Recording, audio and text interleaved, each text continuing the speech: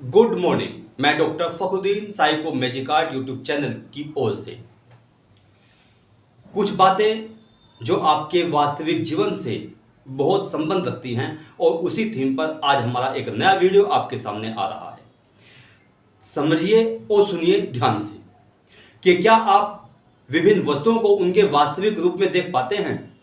तो कुछ का उत्तर होगा यस, तो कुछ का उत्तर होगा नो। ऐसी विशालकाय वस्तु जो आपने पहले कभी नहीं देखी हो और आप उसके पास जाकर खड़े हो जाएं तो आपकी गर्दन उसे देखते देखते आसमान की तरफ को मुड़ जाएगी, किंतु आप उसका नाम नहीं बता पाएंगे। क्यों? क्योंकि उस वस्तु को आपने पहले कभी नहीं देखा होगा।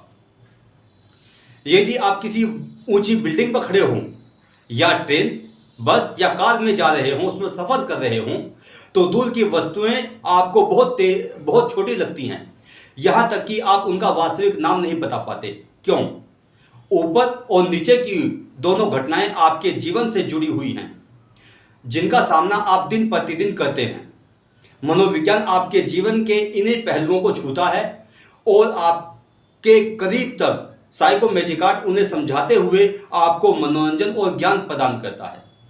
केवल आपको समझने की जरूरत है, और समझना यह है कि दूर स्थित वस्तु, छोटी लगने वाली वस्तुओं और पास स्थित विशालकाय वस्तुओं का वास्तविक आकार, उनकी संरचना और उसकी वास्तविक माप क्या है, यह आपको पता होना चाहिए।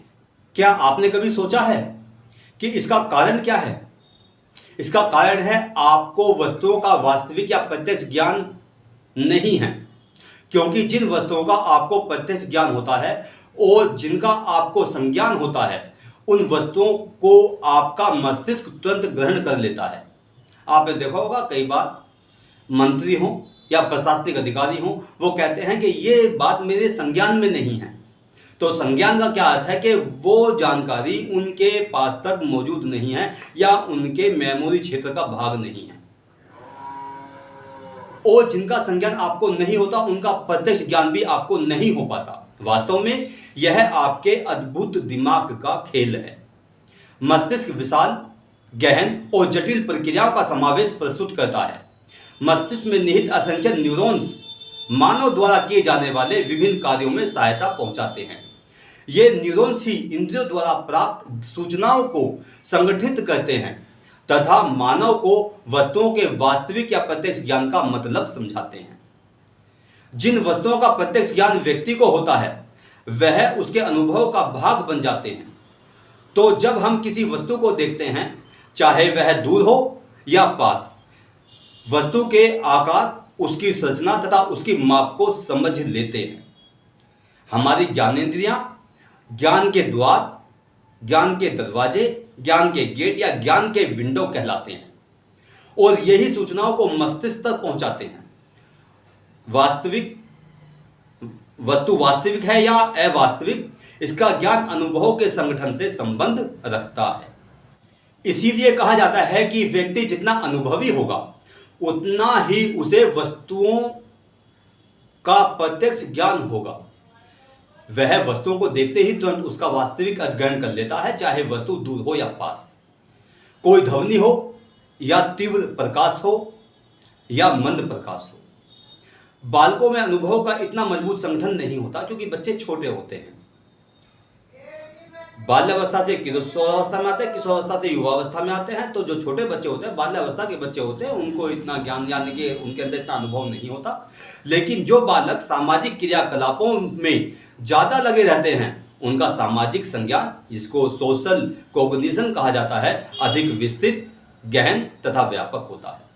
इसीलिए जरूरी हो जाता है कि माता पिता अपने बच्चों को सैर सपाटा जरूर कराएं, उन्हें हिस्टोरिकल प्लेस पर ले जाएं, उन्हें साइंस म्यूजियम जैसी जगहों पर ले जाएं, पार्कों में ले जाएं, वन्य जीवों को दिखलाएं, चिड़ियाघरों में घुमाने ले जाएं, जिससे बालकों को वस्तुओं का वास्तविक ज्ञान होगा, साथ ही उन्हें अपने अनुभवों को सजोने का लाभ भी मिलेगा, जो उसके भावी जीवन के लिए लाभकारी ही होगा। वास्तविक ज्ञान से बालकों के विचारों को विकसित करने में सहायता मिलती है, साथ ही बालकों के ज्ञान को स्पष्ट करने में सहायता भी मिलती है। बालकों को खेलकूद के अवसर दिए जाने चाहिए, जिससे उन्हें क्रियाओं को सीखने में, उनको समझने में और अपने अनुभव में वृद्धि करने में सहायता मिल सके। आप इस बात को जानते होंगे कि जो गांव और कस्बों के क्षेत्र में रहने वाले लोग होते हैं, बच्चे होते हैं, उनका सोशल कोग्निशन ज़्यादा मजबूत होता है, ज़्यादा विस्तृत होता है, ज़्यादा गहन होता है। और जो फ्लैट्स में रहने वाले बालक होते हैं वो केवल 4 दीवारी में ही अपना जीवन गुजार देते हैं। यानी कि सारा बचपन जो है, किशोर अवस्था तक, जवानी तक तो 4 दीवारी में गुजरा, उसके बाद उनका जो आधा जीवन बचा वो सारा का सारा ऑफिस की 4 दीवारी में बीता। वो कहीं भी सामाजिक जीवन से अपने आप को जोड़ नहीं पाते।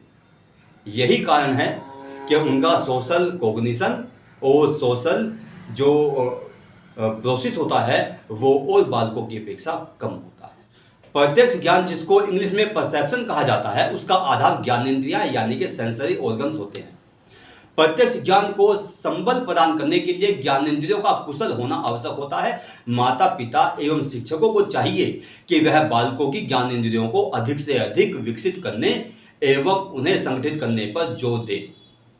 बालकों को अधिक से अधिक स्वतः क्रिया यानी कि स्वयं कार्य करने हेतु प्रेरित करें, जिससे उन्हें क्रियाओं का वास्तविक ज्ञान प्राप्त हो सके, उनके अनुभव भावी जीवन के लिए मार्गदर्शक बन सके।